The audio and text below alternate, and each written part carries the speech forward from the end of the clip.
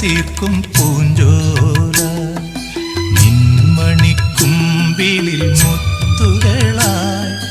ഋതുക്കൾ നമുക്കായി പണിയും സ്വർഗത്തിൽ ആകാശഗംഗയും ആമ്പൽക്കുളം